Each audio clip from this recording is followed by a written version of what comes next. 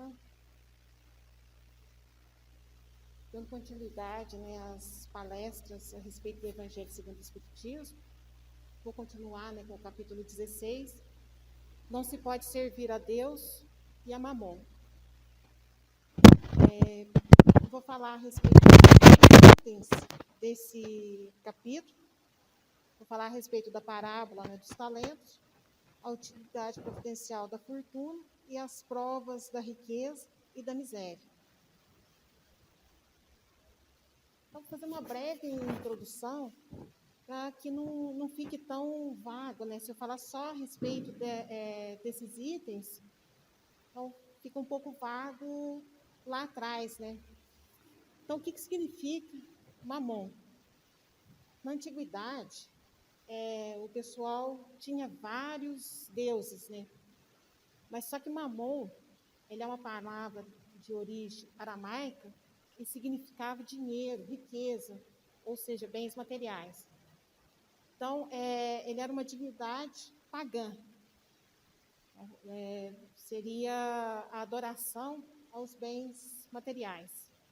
Então, quando Jesus fala que não podeis servir a Deus e a Mamon, você não pode servir a Deus e ao dinheiro. Você não pode servir a dois senhores ao mesmo tempo. Então, era isso que ele queria dizer nesse capítulo. O primeiro item, né, que eu vou falar é a parábola dos talentos. Kardec usou o capítulo 25 do Evangelho de São Mateus, os versículos 14 a 30, para compor esse item.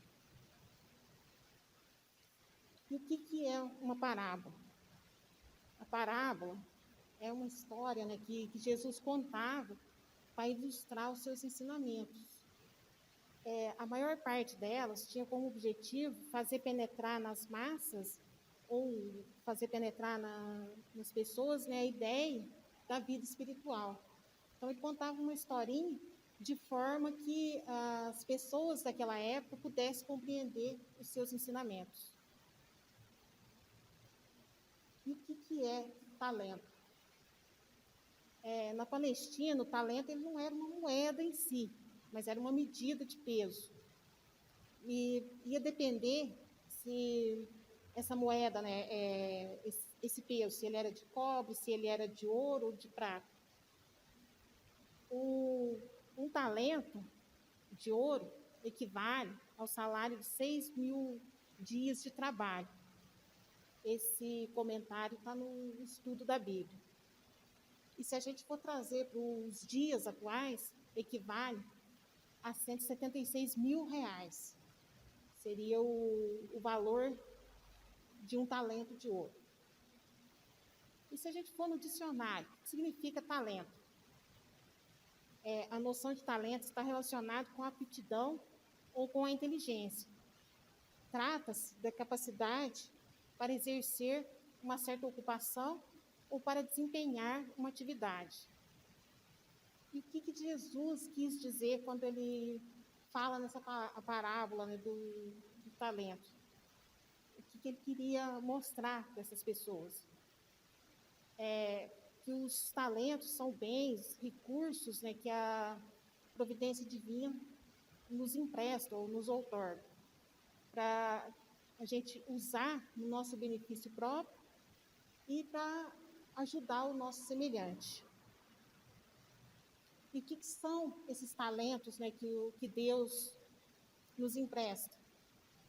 O conhecimento, poder, saúde, cultura, riqueza, a maternidade, a paternidade, entre outros tantos talentos que a gente recebe. E aquele que cumpre a vontade de Deus, ele emprega bem esses talentos. Aquele que foge do caminho, né, que usa seu livre-arbítrio e foge do caminho de Deus, com certeza ele vai usar, não vai usar o seu talento.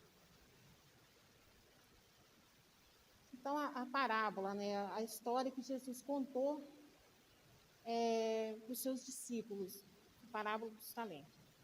Então, ele contou que o Senhor ia viajar está bem distante, e ele chama, né, 3 dos seus servos e distribui os seus bens. E ele distribuiu os seus bens de acordo com a capacidade de cada um desses servos. É como se a gente comparasse esses servos a copos de 3 tamanhos. Cada um vai caber uma quantidade de coisa. Então, ele chamou os 3 servos e distribuiu os seus bens de acordo com a capacidade de cada um desses servos em administrar esses bens. Então, o primeiro servo, ele deu 5 talentos. O segundo servo, ele deu 2 talentos. E o terceiro servo, ele deu 1 talento. Aí depois que ele partiu, voltando aqui, né? Depois que ele partiu, esses servos saíram. O que ganhou 5 talentos, ele trabalhou, ele negociou e multiplicou esses talentos. Então, ele ganhou mais 5 talentos, num total de 10 talentos. O segundo também saiu, trabalhou e multiplicou. Ele ganhou mais 2 talentos, num total de 4 talentos. Já o que ganhou 1 talento só, ele pegou esse talento, cavou um buraco no chão e enterrou. Escondeu esse talento. Tempo depois, o Senhor volta, né? E chama esses servos para prestar conta do que eles tinham feito com esses talentos. O que tinha ganhado 5 talentos, vem até ele e fala, eu trabalhei, eu progredi e consegui multiplicar. Eu ganhei mais 5 talentos. Entrega para ele 10 talentos. Ele fala para ele, servo bom e fiel, sobre o pouco foste fiel, sobre muito te colocarei. O que ganhou 2 talentos, vai até ele também e fala, trabalhei, eu progredi, consegui multiplicar. Toma aqui, tem 4 talentos. Ele fala a mesma coisa. Servo bom e fiel, sobre o pouco foste fiel, sobre o muito te colocarei. Mas aí vem aquele que ganhou só 1 talento. Aí ele fala, Senhor, eu conhecia-te, que és um homem duro, que ceifas onde não semeaste, ou seja, que colhe onde não semeou, que ajunta onde não espalhaste. E atemorizado ou aterrorizado, com medo, escondi na terra o teu talento. Aqui tens o que é teu. Então, ele entregou só 1 talento. Aí o que o Senhor fala para ele? Mau e negligente servo. Devias, então, ter dado o meu dinheiro aos banqueiros. E quando eu viesse, receberia o meu com os juros. Tirai-lhe, pois, o talento e dai ao que tem os 10 talentos. Porque a qualquer que tiver será dado e terá em abundância. Mas ao que não tiver, até o que tens, ser-lhe-á tirado. Lançai, pois, o servo inútil nas trevas exteriores. Ali haverá prantos e ranger de dentes. Então, resumindo, né, essa história que Jesus contou para os seus discípulos. Quem que era o Senhor? Era Deus. Quem que eram os servos? E toda a humanidade, os filhos de Deus. E o tempo de ausência, né, desse Senhor, esse tempo que o Senhor ficou distante, é a nossa existência terrena, né, as reencarnações pelas quais a gente passa. A distribuição, né, desses talentos, né, de acordo com a capacidade de cada um para gerir. Cada um ali que ele deu de acordo com o que ele poderia administrar.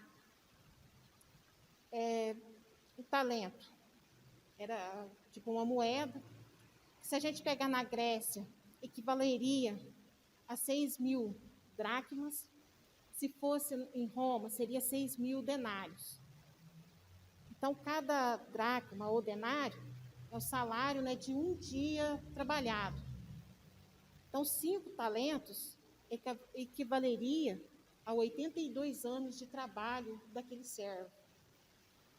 2 talentos equivaleria a 32 anos de trabalho daquele servo. E 1 talento equivaleria a 16 anos de trabalho. Então, não era pouca coisa, era muita coisa, era muito, vamos dizer, dinheiro ali. E os bens? Quais são os bens que são nos emprestados? Inteligência, conhecimento, qualidades morais, virtudes, o dinheiro e os bens espirituais. E a desigualdade, né, que tinha cada um dos servos ali, de caráter, aptidões, os esforços, as vidas passadas e a vida atual. Então, tudo isso vai interferir na capacidade de cada um de gerir aqueles talentos. Então, aí fala, mas deu 5 para um, 2 para o outro e só um. Só que um talento era muita coisa para aquele servo. Então, dava para ele fazer muita coisa, dava para ele realizar muitas aplicações, né? Dava para ele fazer aquele dinheiro render muito. E ele optou por não fazer nada. Então, o servo, né, que escondeu o talento, ele era uma pessoa improdutiva, negligente, preguiçosa e acomodada. Ele perde, né, a oportunidade de adiantar, de crescer e de progredir espiritualmente. Ele vai ter que voltar aqui muitas vezes, em várias, né, reencarnações. E ele não deseja superar a si mesmo. Ele não quer ser uma pessoa melhor. Ele não quer ser um ser melhor. É o que muitas vezes acontece com a gente. A gente perde, né, a oportunidade de progredir espiritualmente. Então, vamos ter que voltar aqui várias vezes até aprender. Ele fez um mau uso do seu livre-arbítrio. Ele afasta, né, das consequências da administração, da negociação, da perda que poderia ocorrer, né, se ele fosse negociar esses talentos. Por que ele era mau, né? Ele tinha medo do Senhor, ele não estimava, ele não compreendia o seu Senhor. O que muitas vezes acontece com a gente não compreende os desígnios de Deus e acaba que a gente não assume a nossa pequenez, né? A gente não assume o quanto a gente ainda tem para progredir e fica com medo, né, de Deus, sendo que é totalmente ao contrário. Você não tem que ter medo de Deus, e sim amá-lo e seguir, né, o caminho certo. Ele acusa, né, ele se revolta e acusa ao senhor dele ali, falando que sabia, né, que o senhor era uma pessoa brava, mal, né? Então, assim, ele não entrou em comunhão com esse senhor. Ele era avarento, porque ele tinha ali uma fortuna improdutiva. É aquela pessoa que o dinheiro ou os bens não servem nem para ele mesmo. Ele não vai ajudar ninguém e não vai servir para ele. Quando ele fala, né, Jesus fala, né, deveria ter dado aos banqueiros, né, o dinheiro. É pedir ajuda a quem tem maior capacidade. Se você não é capaz de fazer algo, sempre vai ter alguém que tem aquela capacidade. Então, você deve pedir ajuda a quem tem essa capacidade. Então, essa parábola dos talentos nos mostra que a gente tem que ter responsabilidade ter compromisso, né, perante Deus, fazer, né, o bom uso de tudo o que temos, né, tanto os bens materiais quanto os espirituais, que a gente recebeu de Deus, e com a nossa participação e esforço, vivenciar tudo isso, porque Jesus nos falou, né, para que a gente amasse uns aos outros. E a quem muito foi dado, muito será pedido. Ou seja, de acordo com a nossa capacidade, é o que vai ser cobrado. Quando a gente desencarnar, né, e voltar para o mundo espiritual, tudo que a gente recebeu aqui, a gente vai ter que prestar conta lá. Tudo isso vai ser cobrado da gente.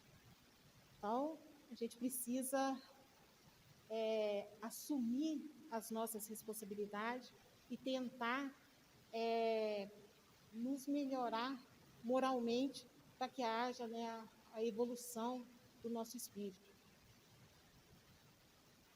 E deixa essa reflexão, né?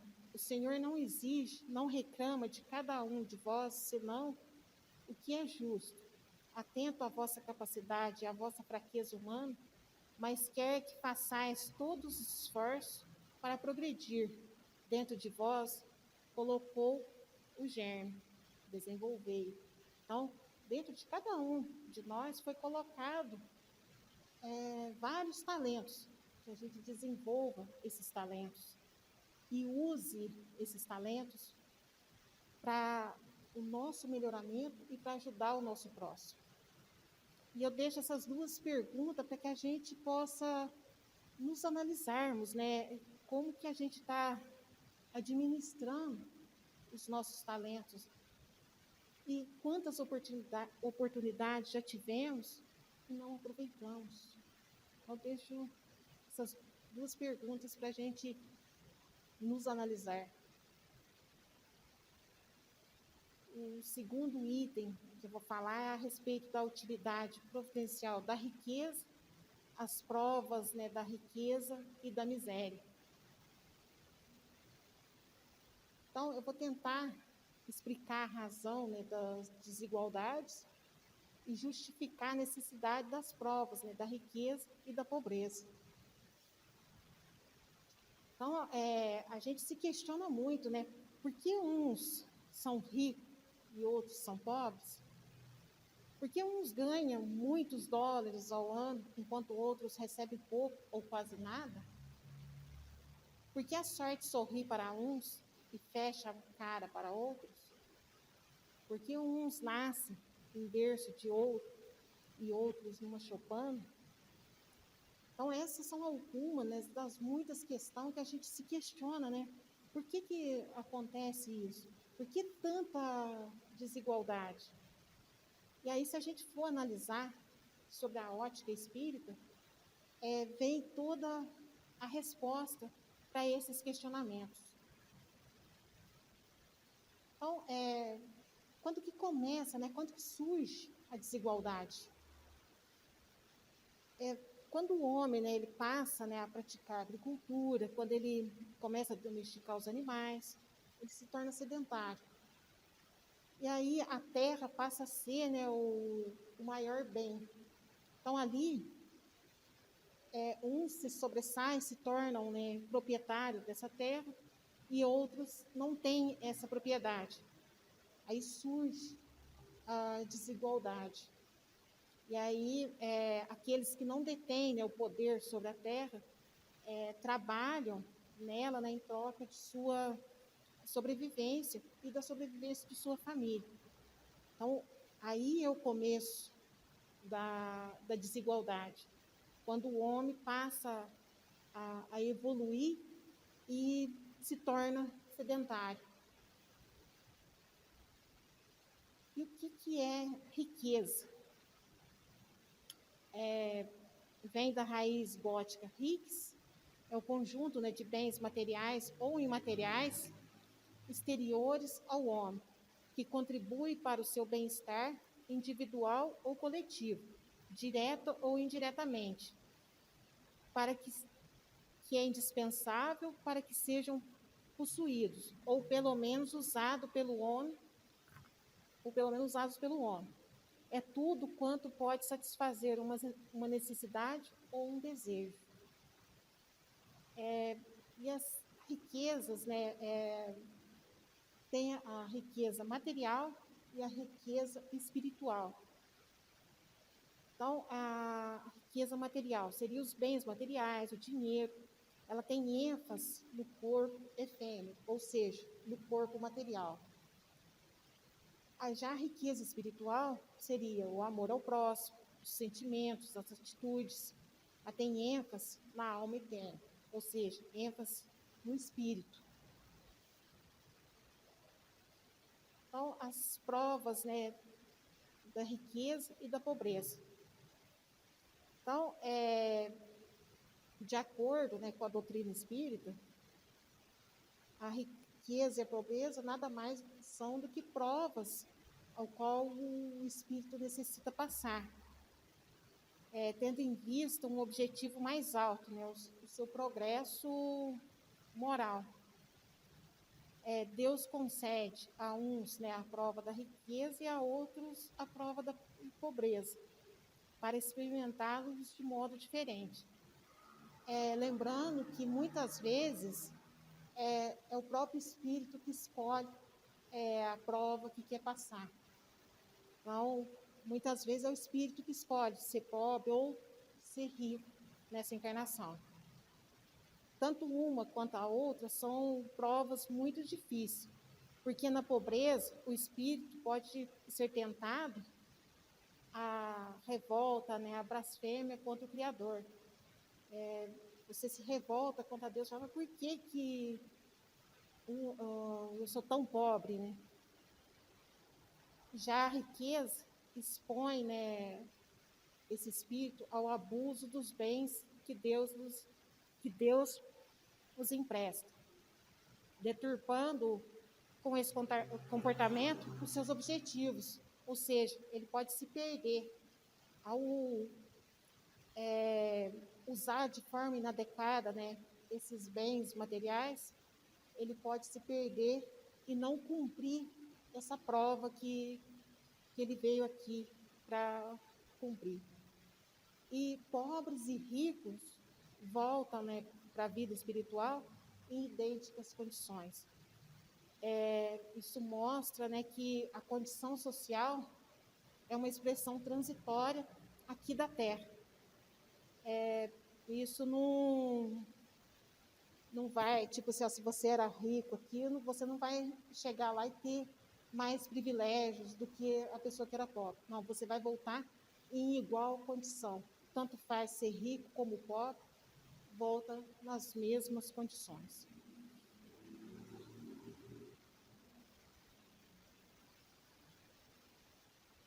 Então, com a riqueza é fácil perceber as tentações, né, que geram e a fascinação, né, que exerce. Então, ela é uma prova muito difícil, muito arriscada. E ela é mais perigosa do que a miséria. Enquanto na miséria, né, a pessoa pode se revoltar e blasfemar contra Deus, na riqueza ele pode se perder, ele pode se tornar um escravo, né, dos bens materiais e com isso se perder. E a doutrina espírita, ela não condena, né, o uso do dinheiro, você ter bens materiais, você ser rico. A doutrina não condena. Só diz que se deve usar de forma correta e equilibrada, né, para você ter o seu progresso espiritual. Porque se você se torna, né, um escravo, né, dos bens materiais, muito provavelmente você não vai ajudar ninguém, você vai se tornar uma pessoa avarenta, né, com aquela fortuna que não serve nem para você mesmo. E qual que é a verdadeira, né, propriedade, né, qual que é a verdadeira riqueza, né, que o homem possui? é aquilo que lhe é dado levar desse mundo quando ele voltar para a vida espiritual. Então, o que ele possui? Vou citar só alguns bens materiais, espirituais. Seria o perdão, a paciência, a harmonia, confiança, estudo, bondade, gratidão, entre outros tantos. E o que a gente pode tirar de conclusão desses dois itens? Que a gente tem que ter cuidado com os excessos, né, de ter posse, né, com o desejo, né, de ter muitas posses, esse desejo de cada vez querer mais e mais. Que a gente reflita primeiro sobre os pressupostos espíritas.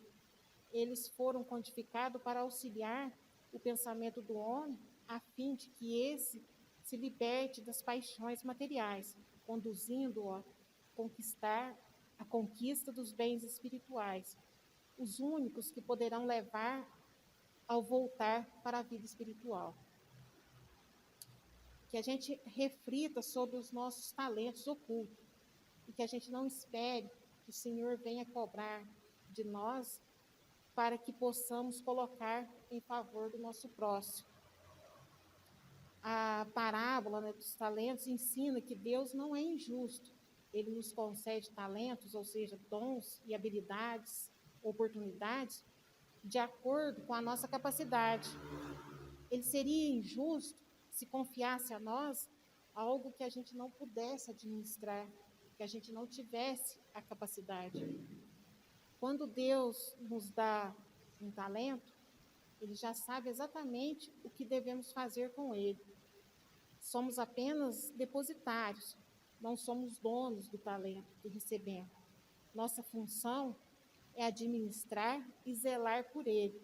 Não é por acaso que ele nos capacita e nos habilita para uma determinada tarefa ou função. Existe um propósito muito bem definido para cada um, mas o sucesso vai depender exclusivamente do que será feito com aquilo que nos foi confiado. Então, vai depender exclusivamente da gente usar o nosso livre-arbítrio de forma correta.